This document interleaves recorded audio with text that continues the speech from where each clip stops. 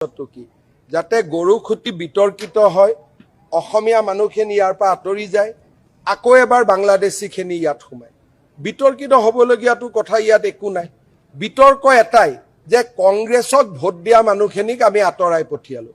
তাৰ বাদে ইয়াত বিকল্প হ'বলগীয়া কি আছে? বিতৰ্কটো হ'বলগীয়া একো নাই। চাওক, আমি গৰু খুঁটিটো কৰ্তন কৰি দিছোঁ, গতিকে চিপাঝাৰকটো আমি খিলঞ্জীয়া সমষ্টি বনাই দিলোঁ। কিন্তু অসম আন্দোলন হ'ল 83।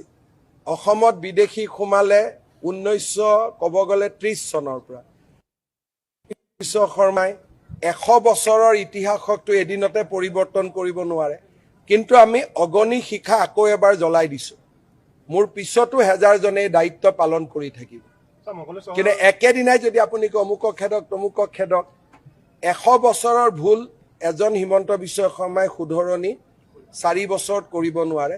কিন্তু কৰবাত হতাশ হৈ যোৱা জাতিটোক, পৰাজিত অনুভৱ কৰা জাতিটোৰ মাজত সাহসৰ বীজ আমি জৰুৰ সিঁচিব পাৰোঁ।